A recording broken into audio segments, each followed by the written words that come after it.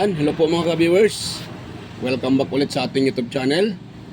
Ayan, so mayroon na tayong i-repair ngayon sa po na ito mga ka-viewers. At ito po ay isang, ayun nakita nyo, amplifier. At yung kanyang brand ay Concert. Ayan o, Concert. At yung model naman niya ay EB-502B. Ito po ay ano to, mga old model na Concert. Dahil yung mga bago ngayon ay mayroon na siyang Bluetooth speaker. Yung mga bago. So itong mga ganito ay ano to, mga dating ano pa to siya, old model. Unang labas sa Concert. Yan.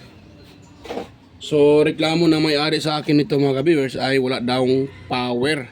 Totally no power. Ayan, sabi na may-ari. Pero bago pa tayo mag-start dyan mga ka-viewers at ipagpatuloy yung ating ano, itong repair sa ano na to, amplifier na to, ay sa mga bago sa mga bago pa lang diyan sa aking YouTube channel, inaanyayaan ko kayo na mag-subscribe sa aking YouTube channel. Ayan po. At huwag na rin kalimutang ilagay, pakipindot yung bell button at ilagay sa all para kayo po ay ma-notify. Ibig sabihin yan, pag kayo po ay ma-notify, pag ako po ay mag-upload ng video, so automatic ay matatanggap nyo po yung notification para po mapuntahan nyo kaagad or makita nyo kaagad yung aking mga upload na video. Yan, sa mga mahilig dyan sa ano, sa DIY or mahilig sa pagre-repair sa mga simpleng paraan. So yan mga ka-viewers. So yan, at higit sa lahat, huwag nyo na rin kalimutang mag-subscribe at paki-share din sa iba yung ating channel mga ka-viewers para makatulong pa rin tayo sa mga hindi pa rin alam kung paano mag-repair. Yan, sa mga simpleng ano lang, sa mga simpleng paraan sa pagre-repair. So yan, start tayo mga ka-viewers. Yan, ito tayo sa ano nito, sa problema nitong amplifier na to. Yan nga po, sabi na may-ari ay walang power. So pag ganito na walang power,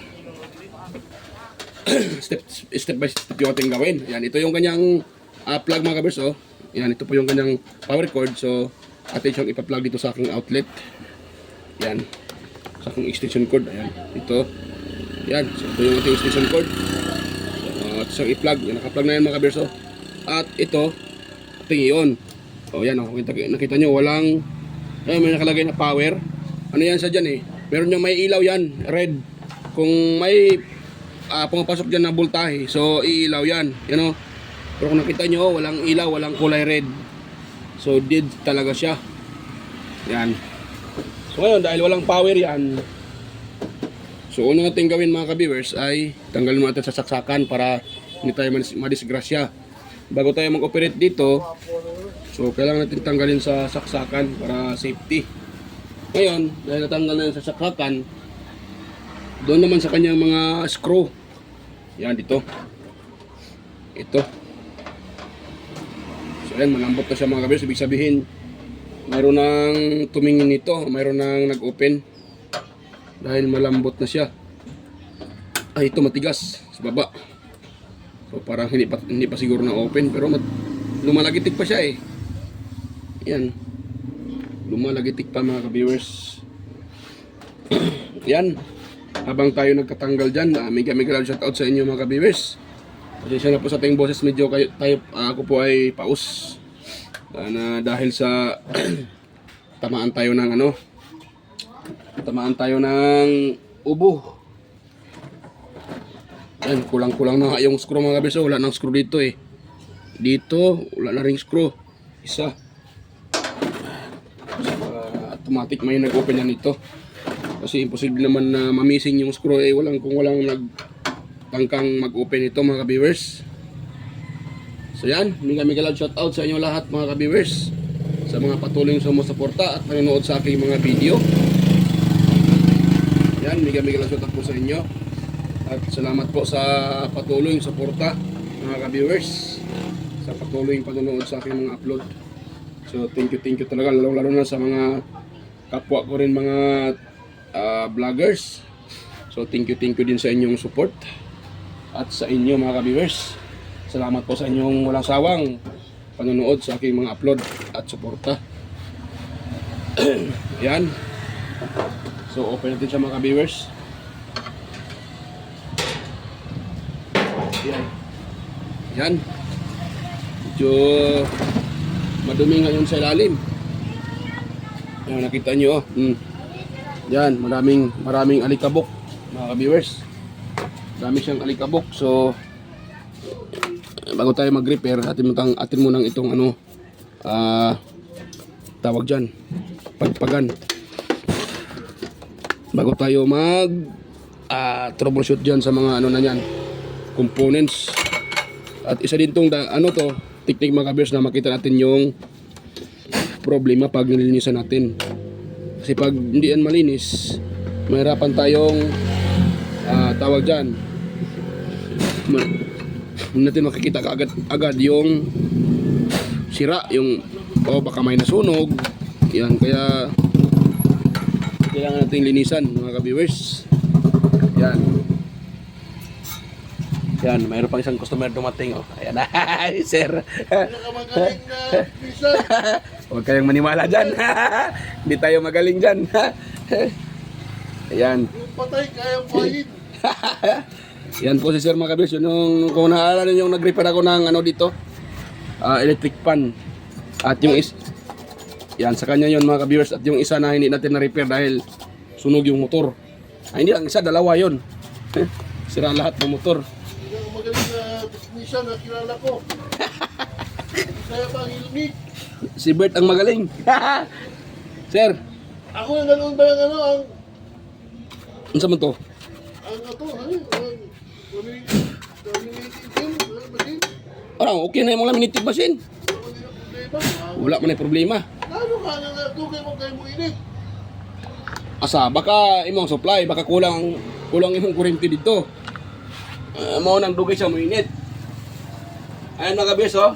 Pinaparepair niya na sana ni sir sa akin. Ang problema, ito po ay laminating machine, yung portable. Yan, ang problema lang nito, yung chinik up ko, hindi ko na nga binablog kasi walang problema to mga ka-viewers. Uminit naman dito sa akin. Mayari. Ayan sir, oh. Ang problema yung mayari. Yan, sir kami yung ang problema daw, mayari.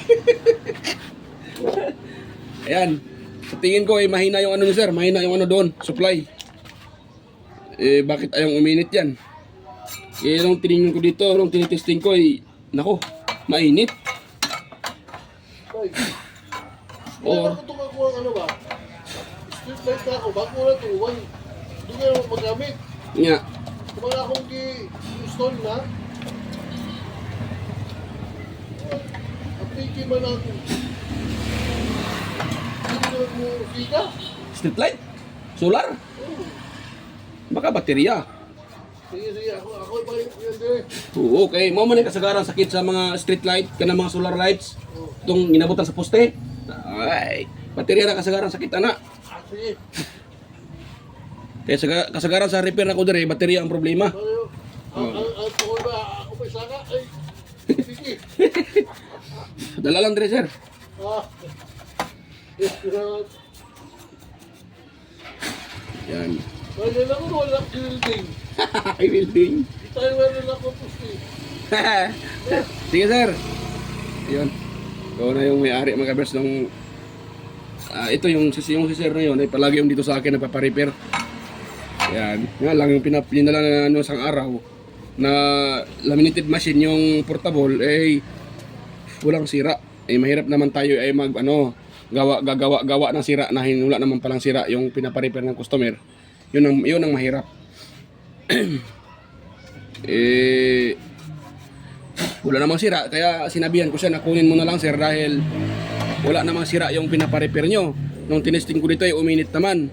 So sabi ko baka may problema sa kanyang supply or naglo-lose contact doon sa kanya. Bakit ayong uminit?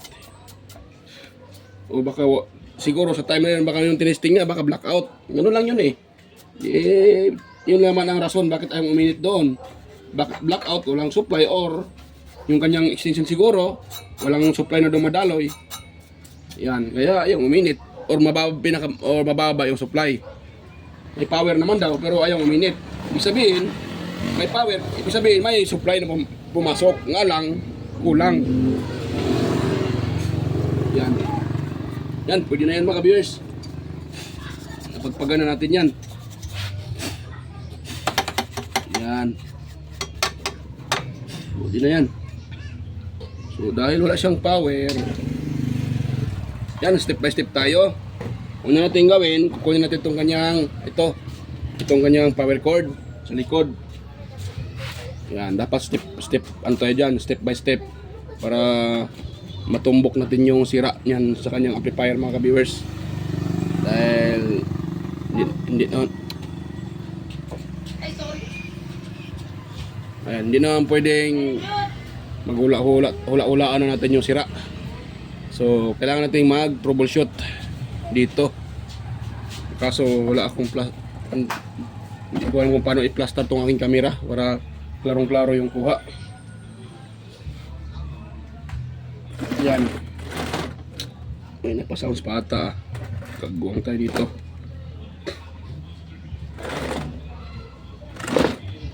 Ayun. Yan. So ganun na lang, mga viewers, para makita yung ating nire-repair. Yan. Dahil di makita eh. Di makita. Ayun, pwede na yan siya. Ngayon, kuha tayo ng tester, mga ka-viewers. At test natin yan. So yan o. Tapos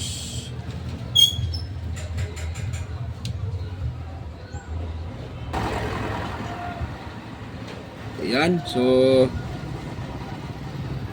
yan, yung ating tester, mga ka-viewers. Tapos pailawin natin para klaro. Yan. Ayan, kulay blue yung ilaw. Ayan, nakita nyo ha, kulay blue yan. Kulay blue naman hinoon. Kulay green, nako, hindi na ako marunong magbasa ng kulay. Naging kulay blue ang kulay green. Ayan, o diba? So okay yung ating tester. Ngayon, dito tayo sa wire, sa kanyang power cord. Una natin itest itong power cord, dahil wala naman ako nakitang sunog dito sa labas, mga viewers.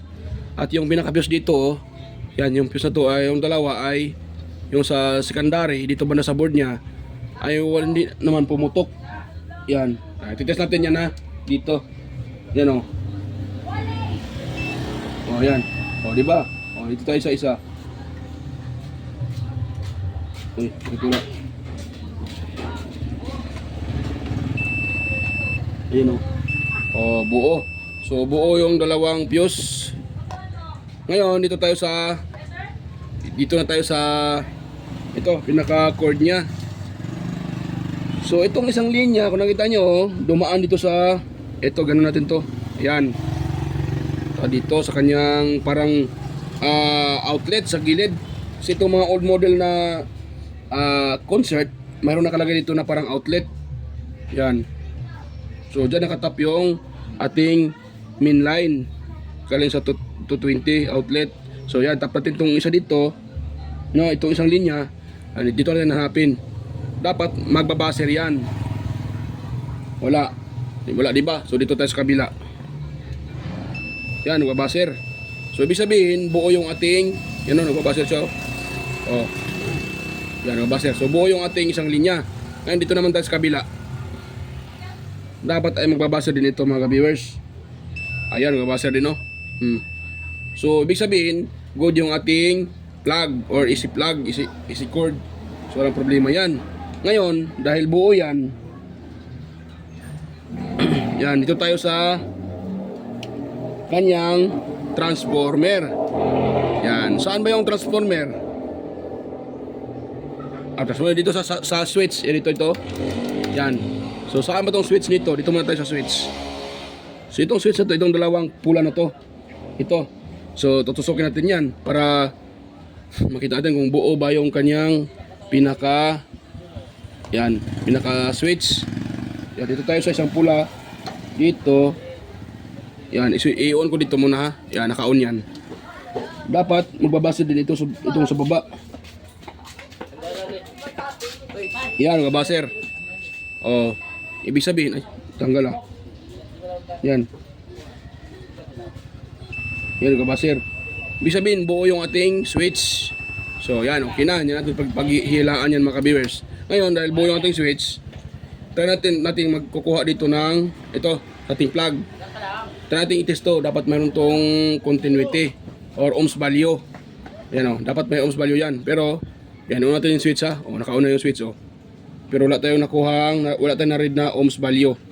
Kasi itong transformer, may ohms value to, yung kanyang primary. So, dapat ma-read natin tong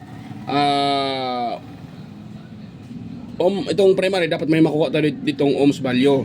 Yan. Pero wala tayong nakukuha dyan. So, ngayon, i-try natin tong itong kanyang may nakalagay ditong fuse mga ka-viewers. Dito.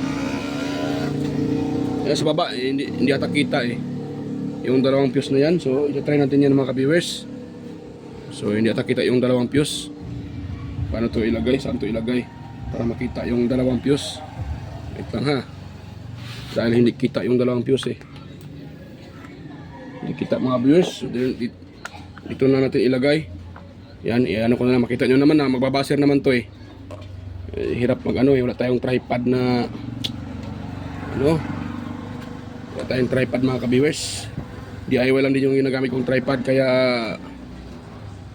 hindi pwedeng ilagay ito kasi pag galaw-galaw matumba yung ating DIY na tripod. So yan, ganun ko lang yan para makita nyo. So dito tayo sa dalawang fuse na to. Dapat itong fuse may continuity. Ayan So wait lang. Yan. Nako, ayaw mag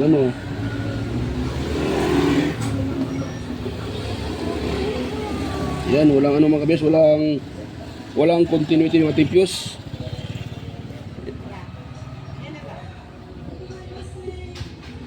So, yan mga viewers. So, wala tayong nakuhang dito. Wala tayong nakuhang continuity mga viewers. Yan sa kanyang pinaka-fuse. Wala. Yan Yung makita ba? Ayan Ayan nakita nyo? Nakatap yan sa dalawang fuse. Pero wala tayong na red. So, ibig sabihin baka sira yung kanyang fuse mga viewers. Pumutok. So, tanggalin na natin itong dalawang fuse na to. Dalawang fuse, yung kanyang fuse mga ka-viewers. Yan, tanggalin ko muna yung kanyang fuse. At tingnan kung bakit siya pumutok. Dahil walang walang reading, walang continuity. So, ibig sabihin yan, pumutok yan mga ka-viewers. Yan. Ayun. Ito yung fuse niya. Yan natin mga ka-viewers. Ayan sabog na sabog yung kanyang fuse Yan putol. Yan putol. Sumabog yung fuse. Yan kung anong nangyari dito. Ba't sumabog? So ibig sabihin baka shorted yung transformer. Kasi bakit yan sumabog mga ka-viewers? Yan try kong i-test tong para makita nyo. Ito yung test prod ko. Ito yung aking tester at lagyan natin dyan. Yan. Tapos dapat maganon yan sa mga ka-viewers Yan, dapat may ganon yung tester. Yan, dapat maganon yan. So, ititest natin itong dalawang dulo na to mga ka-viewers. Ayan wala. Yan nakatap yan dyan. Tapos ihipitin natin. Tapos ito tayo sa kabila. Ayan, wala. Wala, diba? Nag-open dahil pumutok. So, dahil pumutok to, yan, tingnan natin tong transformer. Bakit siya pumutok? Baka may shorted dyan mga viewers. Yan, dahil hindi naman yan puputok pag walang shorted sa kanyang pinaka transformer.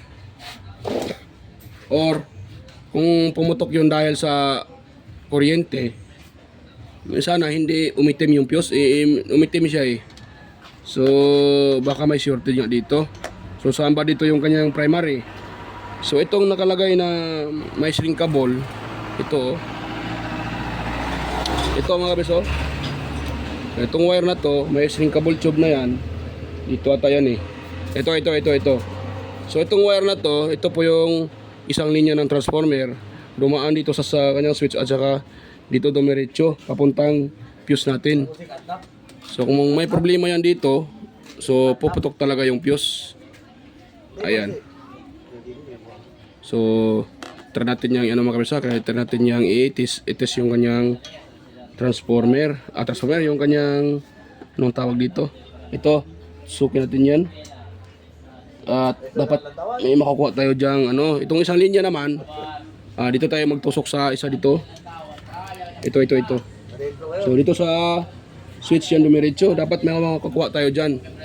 Dito kita. Yan. Yan. So, dapat may makukuha tayo diyang ohms value. Ayan, wala. Nag-open na itong transformer eh.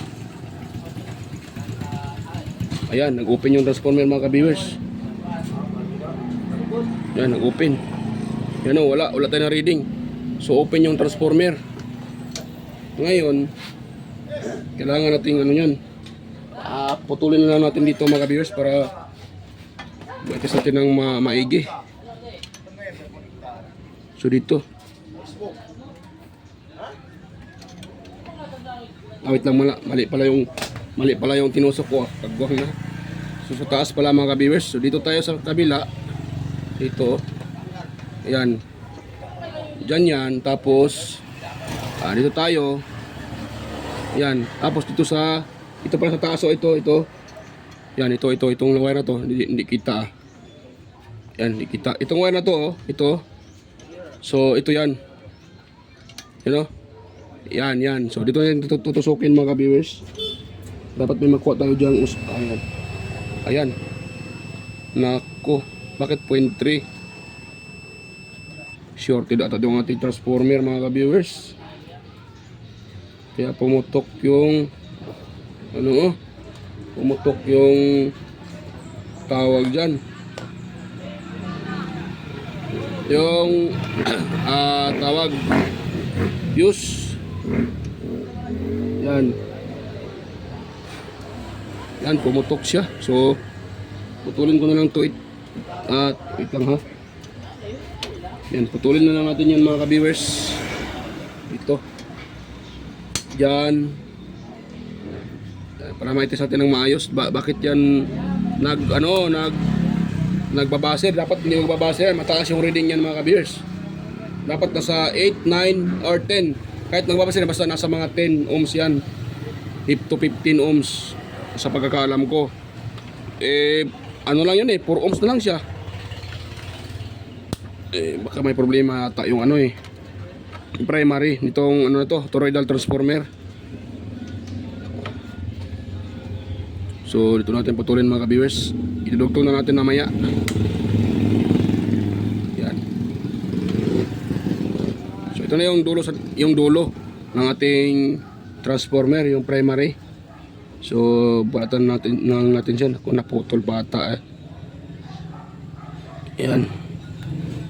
Yan, yung isa natin, yung isa naman balatan natin mga ka-viewers. Ito dito.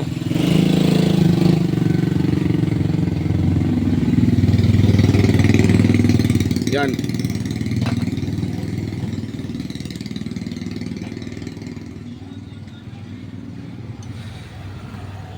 So yan, tapos ito yung isang dulo. Ito naman yung isa. Ayan. 4 ohms talaga mga ka-viewers. Shorted talaga itong kanyang transformer. Yan, nagtutupa Dapat mataas to dahil primary. Yung secondary, normal yan na mag 2 ohms. Pero itong sa kanya, wala So i-pull out ko mga ka-viewers. I-pull out ko muna at ipakita ko na sa inyo pag na-pull out ko na to. Yan. So i-post ko muna sandali mga ka-viewers. Ayun. So, natanggal ko na yung kanyang pinaka-screw dito mga ka-viewers at hilain na natin to para ma-open natin yan kung natin kung ano talaga ang kanyang rason bakit siya nag-open itong kanyang pinaka-transformer nag-open, nag-short dahil imposibleng puputok yung kung hindi shorted pumutok yung fuse at iba yung pagkaputok niya umitim. Kaya naduda ako dito na shorted yung kanyang transformer. Nung tinitest natin, so yun, nakaka-reading tayo ng 0.003 ohms. 3 ohms na lang yung kanyang reading. Kaya nagtaka ako mga ka-viewers. Yan, ito natin ito ilagay. Yan, baba natin yan. Yan, dito tayo mag-focus sa kanyang transformer. Mga ka-viewers. Yan, yung transformer niya. Atin siyang tingnan bakit to 0-0 yung reading. Yan, suko tayo ulit ng tester.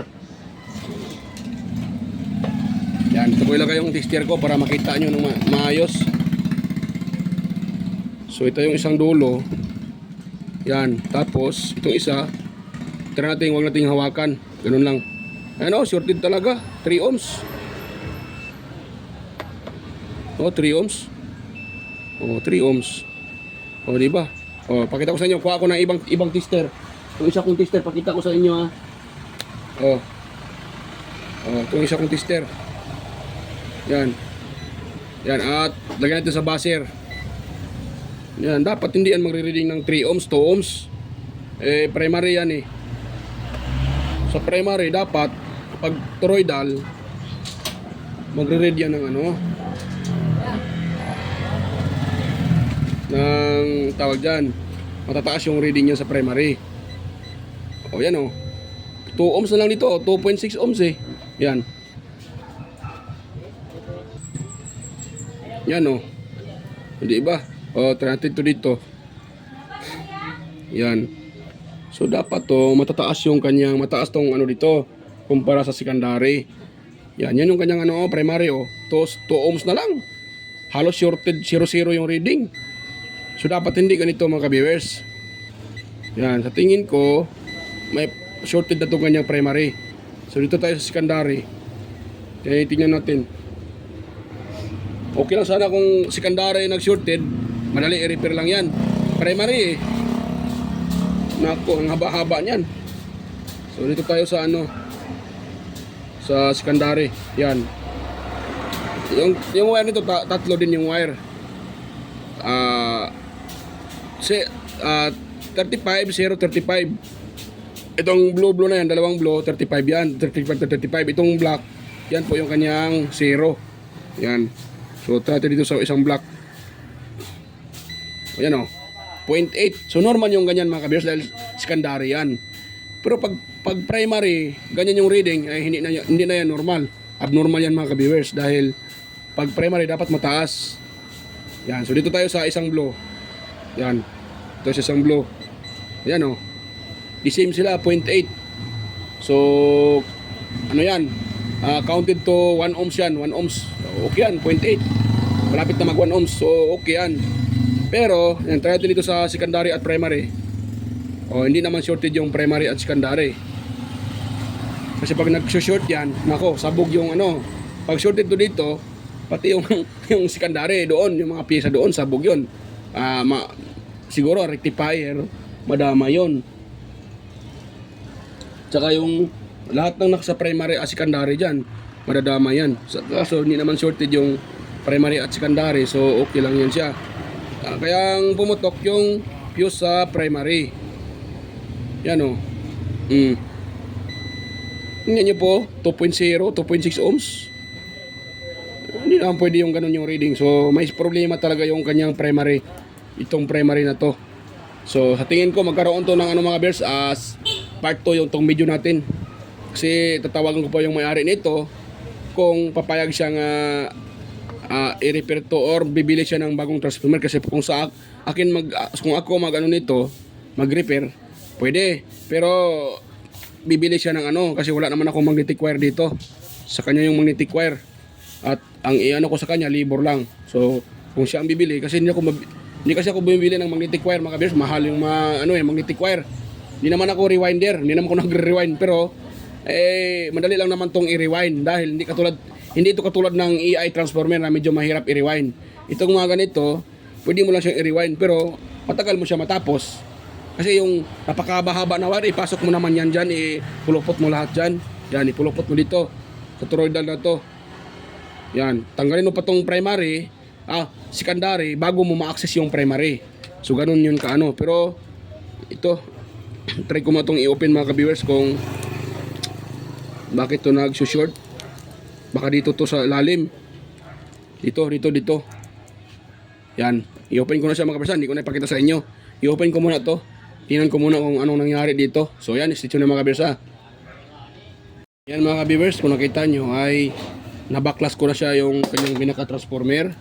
So nung ito nakita ko na yung dugtungan nito sa primary. So wala na akong nakitang sunog dito or nagpuputi-puti dahil ito naman ay aluminum. So alam naman natin yung pag aluminum, kapareho lang to ng washing machine.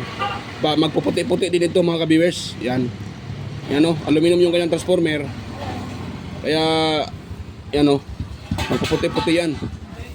So tingin ko ang bronze nito ay ito lang ano, ito. Ito lang siguro sa 9 volts ata. Yan. So yan o, puti siya eh. Yan o, puti yung wire kaya aluminum yan o. So wala akong nakita dito banda na nasunog or nagdidikit-dikit. So sa tingin ko na sa ilalim, pinakailalim nito mga kabers ang may problema nito. So yan. So sa tingin ko mga kabers hanggang dito na lang po yung ating video dahil wala akong nakita dito na ano eh, sunog. Yan. So wala akong nakitang sunog or nag-omido. So sa tingin ko andoon sa pinakailalim. So ito pag binabaklas ko ito, medyo mahirap to. Dahil baklasin muna yung kanyang pinaka secondary bago natin ito kasing wire na to sa primary ito eh. Ang secondary niya itong nasa labas itong nakapulupot ito mga wires na yan po ang secondary.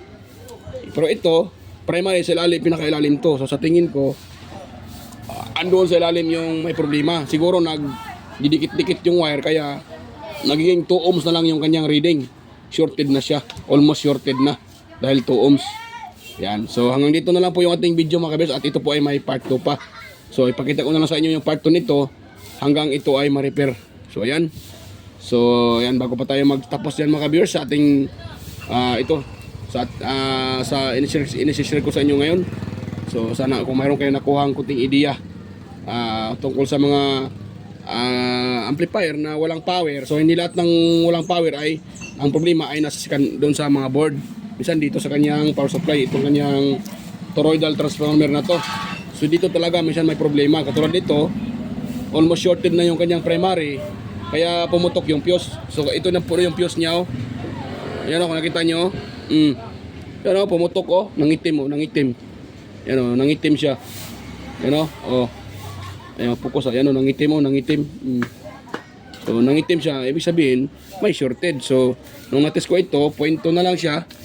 Kaya na-trace natin na ito talagang may problema yung kanyang toroidal transformer, yan o. Yung reading niya o, para makita nyo. Ayan o, pakita ko ulit yung reading. Yan o, 0.2 ohms. Almost zero, shorted na talaga siya mga kabers.